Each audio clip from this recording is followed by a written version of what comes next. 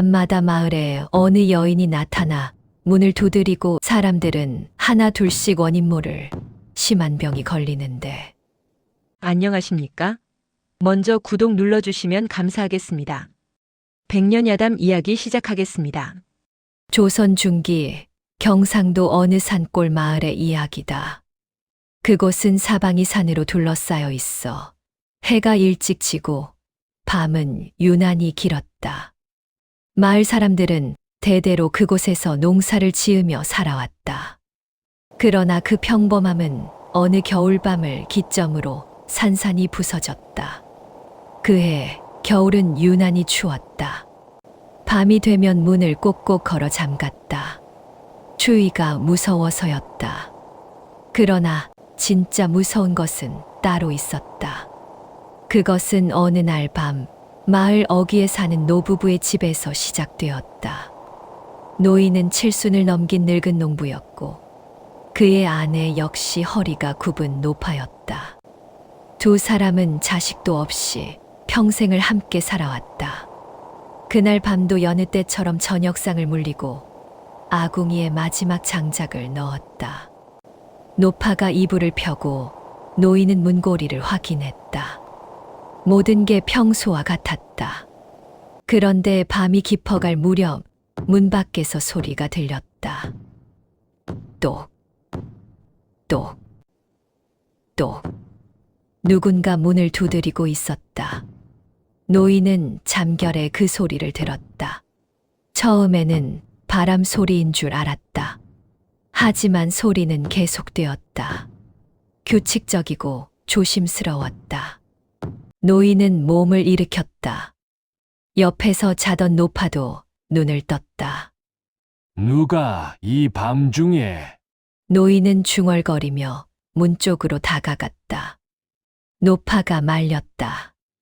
영감, 이 밤에 누가 오겠소? 그냥 두시오. 아니요. 혹시 급한 일이 있는지도 모르지 않소. 노인은 문고리에 손을 올렸다. 그리고 조심스럽게 문을 열었다. 찬바람이 얼굴을 때렸다. 눈은 여전히 내리고 있었다. 어둠 속에서 희미한 형체가 보였다. 여인이었다. 그 여인은 갓을 깊이 눌러쓰고 있어 얼굴이 보이지 않았다. 하얀 저고리와 검은 치마를 입고 있었다. 손에는 아무것도 들고 있지 않았다. 그저 가만히 서 있을 뿐이었다. 노인은 당황했다. 누구시오? 여인은 고개를 숙인 채 대답했다.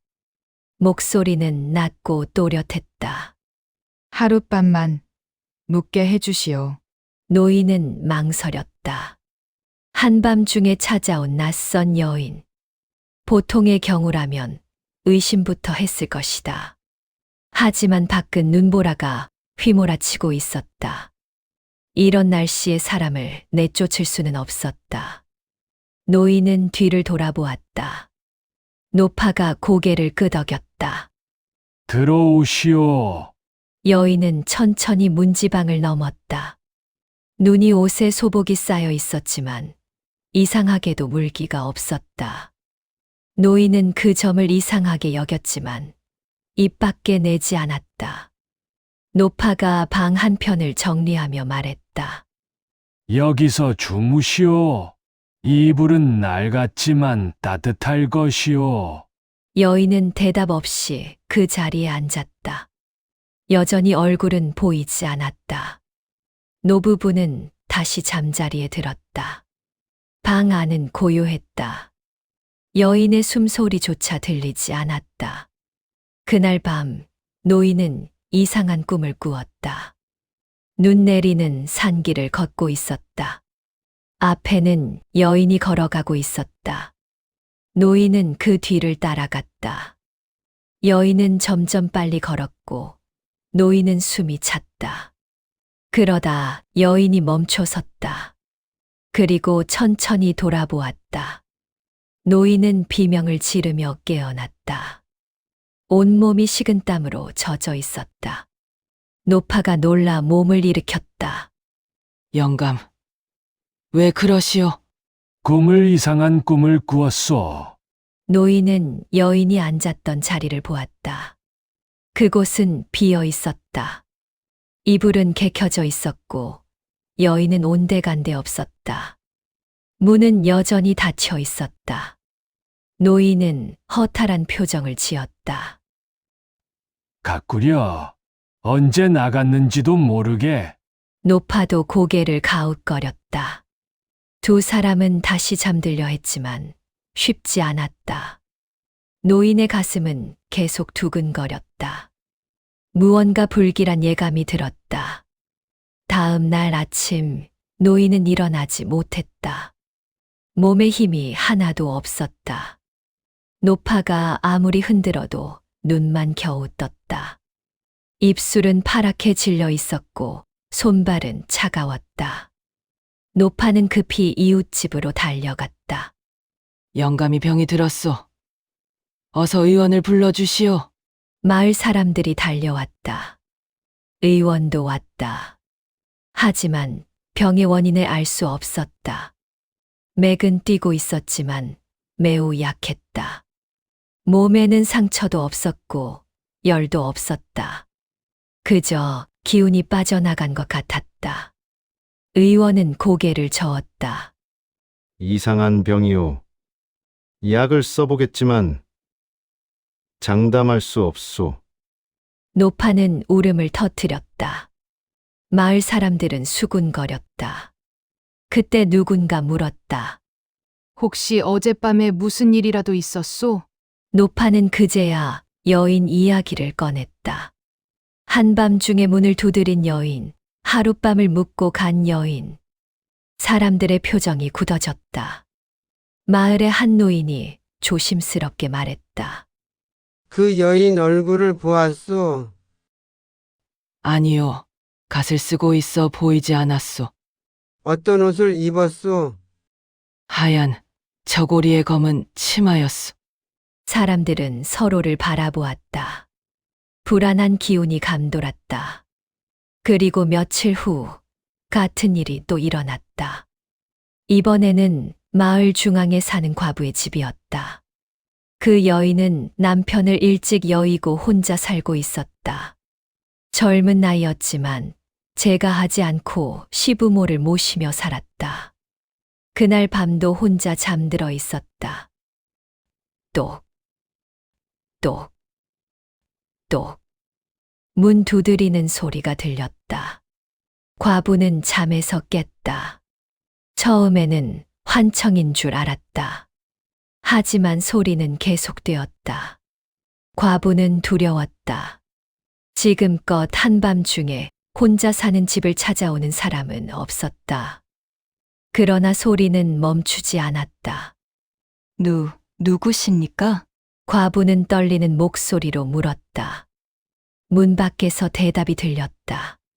하룻밤만 묵게 해주시오. 여인의 목소리였다. 과부는 더욱 두려워졌다. 문을 열어야 할지 말아야 할지 고민했다.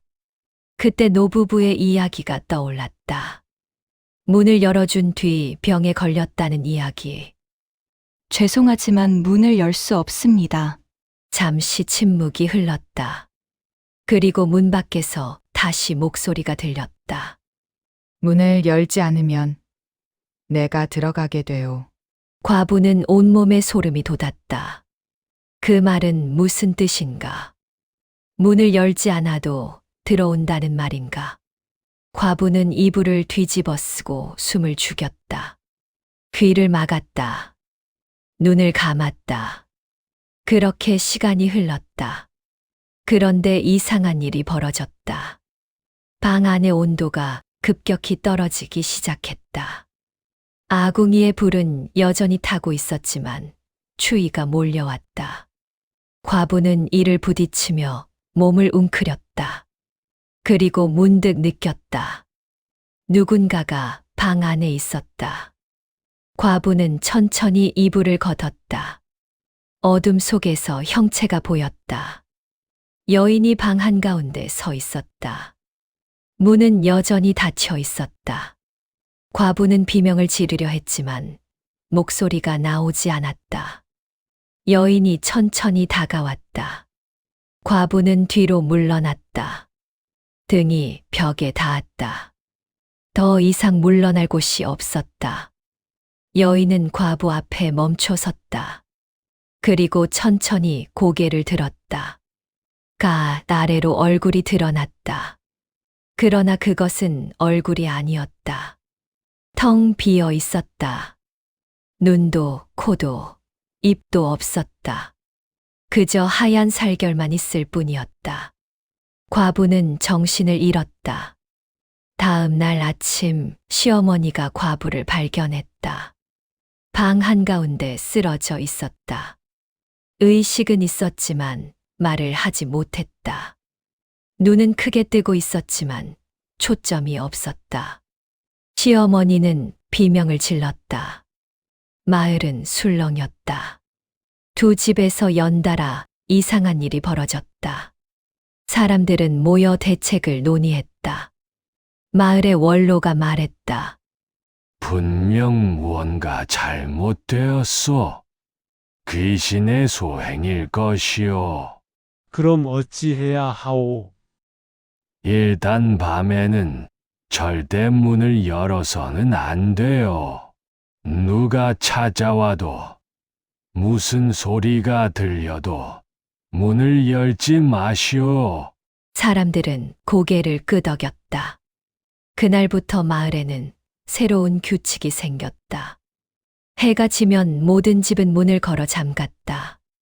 불을 밝히고 촛불을 켜두었다. 아이들에게도 단단히 일렀다. 밤에는 절대 밖을 보지 말라고. 문 두드리는 소리가 들려도 대답하지 말라고. 그러나 여인은 포기하지 않았다. 다음 날 밤에도 그 다음 날 밤에도 나타났다. 집집마다 찾아가 문을 두드렸다. 목소리는 항상 똑같았다. 하룻밤만 묵게 해주시오. 사람들은 숨을 죽였다. 귀를 막았다. 아무도 대답하지 않았다. 여인은 한참을 문 앞에 서 있다가 사라졌다. 그렇게 며칠이 흘렀다. 어느 날 밤 마을의 젊은 선비가 그 소리를 들었다. 선비는 한양에서 공부를 마치고 고향에 내려와 있었다. 학식이 높고 용기도 있었다. 선비는 이 이상한 일의 정체를 밝히고 싶었다. 똑, 문 두드리는 소리가 들렸다. 선비는 벌떡 일어났다. 문 쪽으로 다가갔다. 어머니가 급히 말렸다. 아들아, 문을 열지 말거라. 괜찮습니다, 어머니. 제가 직접 확인하겠습니다. 선비는 문고리에 손을 올렸다. 심호흡을 했다. 그리고 문을 열었다. 차가운 바람이 밀려왔다. 눈은 내리지 않았지만 달빛도 없는 어두운 밤이었다. 여인이 서 있었다. 선비는 여인을 똑바로 바라보았다. 아래로 얼굴은 보이지 않았다. 하얀 저고리, 검은 치마. 다른 사람들이 말한 것과 똑같았다. 선비는 침착하게 물었다. 누구시오? 여인은 대답하지 않았다. 선비는 다시 물었다. 왜 밤마다 이곳을 찾아오시오? 여인은 여전히 침묵했다. 선비는 한 걸음 앞으로 나아갔다. 당신이 원하는 게 무엇이오? 그때 여인이 천천히 고개를 들었다. 아래로 얼굴이 조금씩 드러났다. 선비는 숨을 멈췄다. 얼굴은 창백했다. 눈은 깊이 꺼져 있었다. 입술은 검게 변해 있었다. 그러나 선비는 그 얼굴을 알아보았다. 여인이 입을 열었다. 목소리는 떨리고 있었다. 날 기억하지 못하겠습니까? 선비의 머릿속에 기억이 떠올랐다. 10년 전의 일이었다.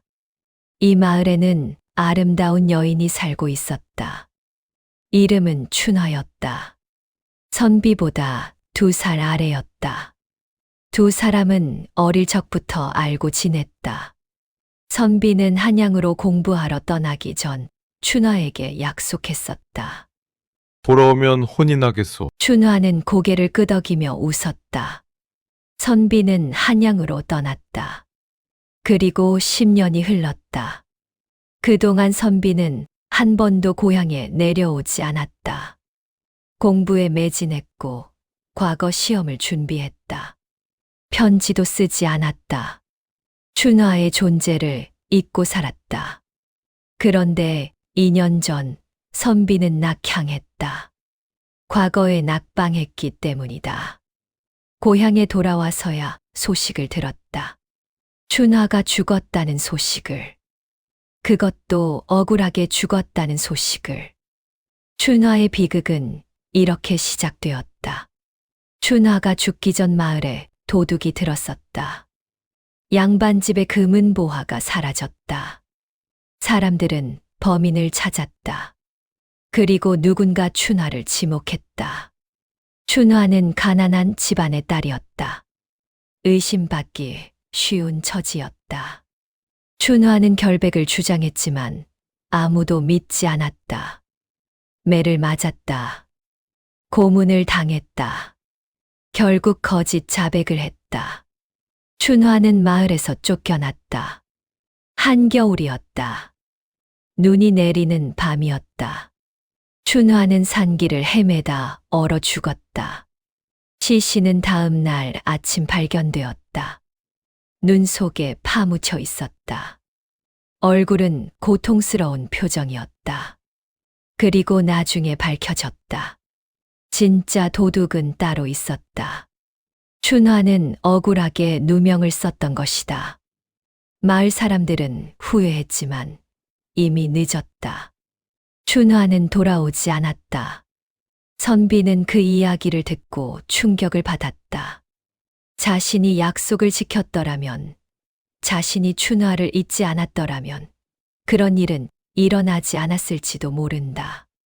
선비는 죄책감에 시달렸다. 춘화의 무덤을 찾아가 절을 올렸다. 용서를 빌었다. 하지만 대답은 없었다. 그리고 지금 춘화가 선비 앞에 서 있었다. 아니, 춘화의 홀령이 서 있었다. 선비는 무릎이 꺾였다. 당신이 춘화였소? 춘화의 홀령은 선비를 내려다보았다. 눈에는 슬픔이 가득했다.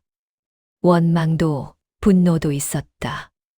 그러나 무엇보다 슬픔이 컸다. 당신은 돌아오지 않았소. 약속을 지키지 않았소. 미안하오. 정말 미안하오. 나는 당신을 기다렸소. 추운 겨울에도, 더운 여름에도 기다렸소. 하지만 당신은 오지 않았소. 선비는 고개를 들 수 없었다.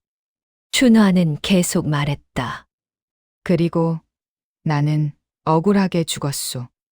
도둑질을 하지도 않았는데 사람들은 나를 도둑이라 불렀소. 매를 맞았소. 마을에서 쫓겨났소. 눈 내리는 밤에 혼자 죽어갔소. 내가 미안하오. 미안하다고 끝나는 것이오? 나는 원통하게 죽었소. 내 억울함을 아무도 들어주지 않았소. 그래서 나는 돌아왔소. 내 이야기를 들어달라고, 내 억울함을 알아달라고. 선비는 고개를 들었다. 춘화의 얼굴을 똑바로 바라보았다. 눈물이 흘렀다. 알고 있소. 당신이 억울하게 죽었다는 것을. 모든 게 내 잘못이오. 내가 약속을 지켰더라면, 내가 당신을 잊지 않았더라면 이런 일은 없었을 것이오. 춘화는 선비를 바라보았다. 그 눈빛이 조금 부드러워졌다. 이제야 들어주는구려. 이제야. 춘화의 형체가 흐려지기 시작했다. 바람이 불었다. 춘화의 몸이 천천히 흩어졌다. 선비는 손을 뻗었다. 춘화! 하지만 춘화는 이미 사라지고 있었다. 마지막으로 목소리만 들렸다. 이제 나는 갈 수 있소. 내 이야기를 들어주어서 고맙소. 그리고 춘화는 완전히 사라졌다. 선비는 빈 공간을 바라보며 무릎을 꿇었다. 눈물이 멈추지 않았다. 어머니가 달려와 선비를 부축했다. 아들아, 괜찮으냐? 어머니, 제가 잘못했습니다. 선비는 그날 밤 내내 울었다. 다음 날 선비는 마을 사람들을 모았다. 그리고 춘화의 이야기를 했다. 밤마다 문을 두드리던 여인의 정체를. 사람들은 놀랐다. 그리고 부끄러워했다. 우리가 춘하를 죽인 것이나 다름없소. 무고한 사람을 도둑으로 몰았소. 우리 모두의 죄여. 마을 사람들은 춘화의 무덤으로 향했다. 무덤 앞에 절을 올렸다. 용서를 빌었다. 제사를 지냈다. 선비는 춘화를 위해 제문을 지었다. 억울하게 죽은 춘하의 홀령이여, 부디 편히 쉬소서. 우리는 당신의 결백을 알고 있소. 당신의 억울함을 기억하겠소. 영원히 잊지 않겠소. 그날 이후 여인은 더 이상 나타나지 않았다. 밤에 문을 두드리는 소리도 들리지 않았다. 마을은 다시 평온을 찾았다. 하지만 사람들은 알았다. 그 평온이 얼마나 소중한 것인지, 그리고 억울함이 얼마나 무서운 것인지. 선비는 평생을 춘화를 기억하며 살았다. 다시는 과거 시험을 보지 않았다. 마을에서 아이들을 가르쳤다. 그리고 춘화의 이야기를 전했다. 억울하게 죽은 사람의 혼은 떠나지 못한다고. 그 억울함을 풀어주는 것이 산 사람의 도리라고. 세월이 흘렀다.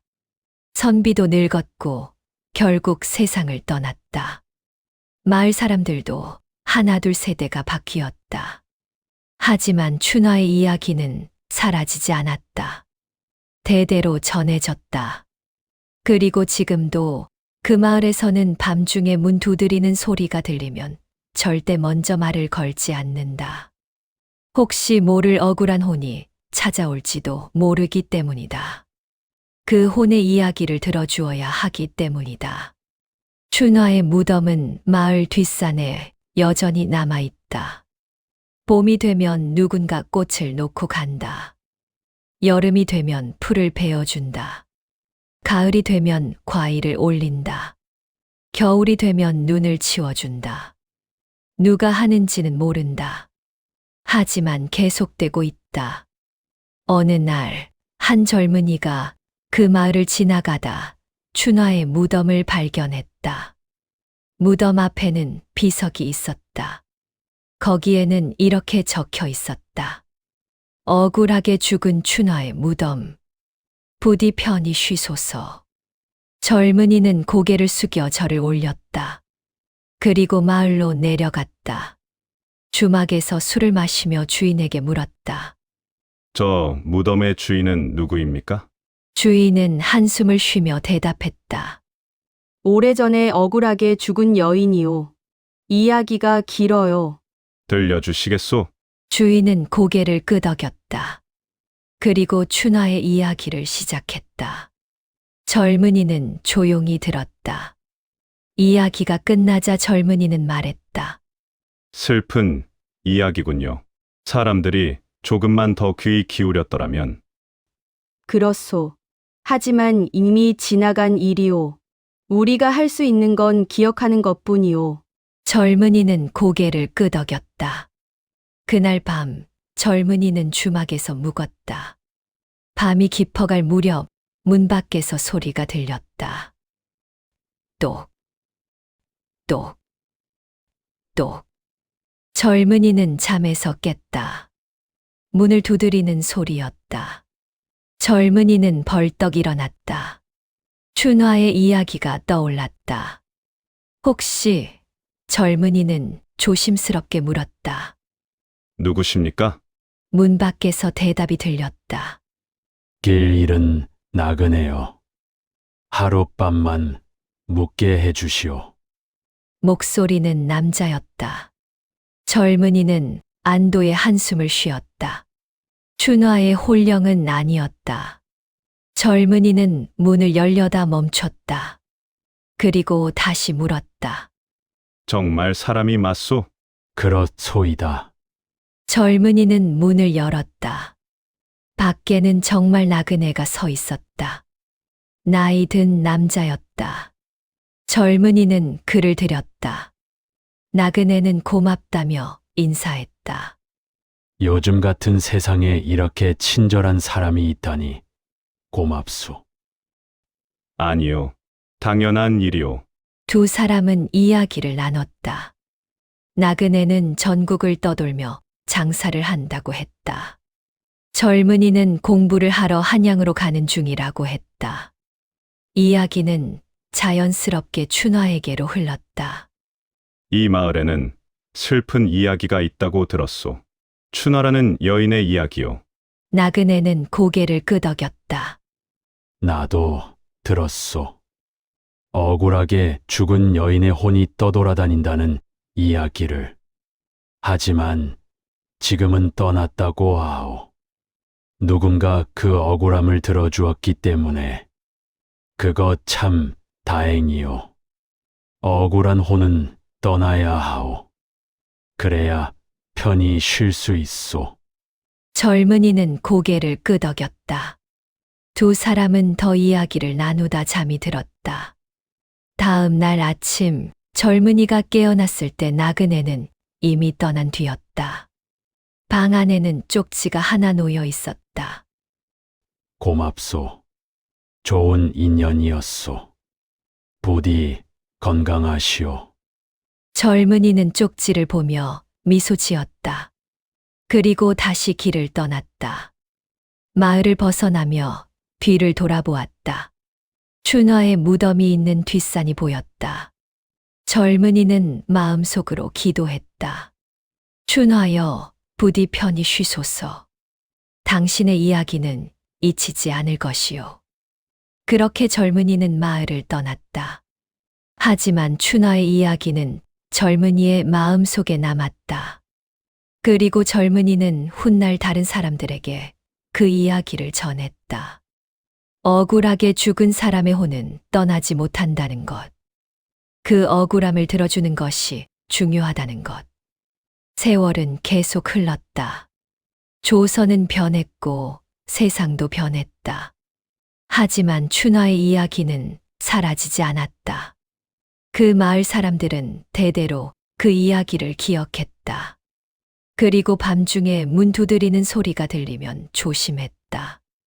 혹시 모를 억울한 혼일 수도 있기 때문이다.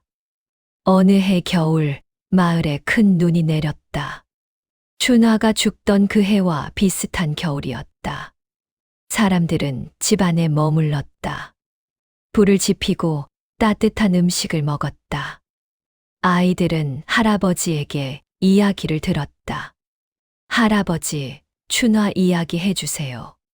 할아버지는 미소를 지으며 고개를 끄덕였다. 그리고 이야기를 시작했다. 옛날 옛적 이 마을에 아름다운 여인이 살았다고. 이름은 춘화였다고. 그 여인은 억울하게 죽었다고. 그리고 밤마다 문을 두드렸다고. 아이들은 눈을 크게 뜨고 들었다. 무서우면서도 슬픈 이야기였다. 할아버지는 이야기를 마치며 말했다. 그래서 우리는 항상 조심해야 한단다. 밤중에 문 두드리는 소리가 들리면 함부로 열어서는 안 된단다. 하지만 만약 정말 도움이 필요한 사람이라면 그땐 도와주어야 한단다. 춘화처럼 억울한 일을 당하는 사람이 없도록 말이다. 아이들은 고개를 끄덕였다. 그들은 그 교훈을 마음속 깊이 새겼다. 그리고 자라서 또 다른 아이들에게 그 이야기를 전할 것이다. 춘화의 이야기는 그렇게 계속될 것이다. 세상이 아무리 변해도, 시간이 아무리 흘러도 그 이야기는 사라지지 않을 것이다. 왜냐하면 그것은 단순한 괴담이 아니기 때문이다. 그것은 억울함에 대한 이야기이고, 기억에 대한 이야기이고, 용서에 대한 이야기이기 때문이다. 그리고 무엇보다 그것은 사람됨에 대한 이야기이기 때문이다. 우리가 어떻게 살아야 하는지, 어떻게 서로를 대해야 하는지에 대한 이야기이기 때문이다. 지금도 그 마을에 가면 춘화의 무덤을 볼 수 있다. 무덤은 잘 관리되어 있다. 누군가 계속 돌보고 있기 때문이다. 봄에는 꽃이 피고, 여름에는 풀이 우거지고, 가을에는 낙엽이 쌓이고, 겨울에는 눈이 덮인다. 그렇게 계절은 돌고 돈다. 어느 날, 한 외지인이 그 마을을 찾았다. 춘화의 이야기를 듣고 왔다고 했다. 마을 사람들은 그를 춘화의 무덤으로 안내했다. 외지인은 무덤 앞에 무릎을 꿇었다. 그리고 조용히 기도했다. 춘화여, 나는 당신의 이야기를 들으러 왔소. 당신의 억울함을 기억하러 왔소. 부디 편히 쉬소서. 춘화 이야기는 여기까지입니다. 구독 부탁드리며 더 좋은 이야기로 돌아오겠습니다. 들어주셔서 감사합니다.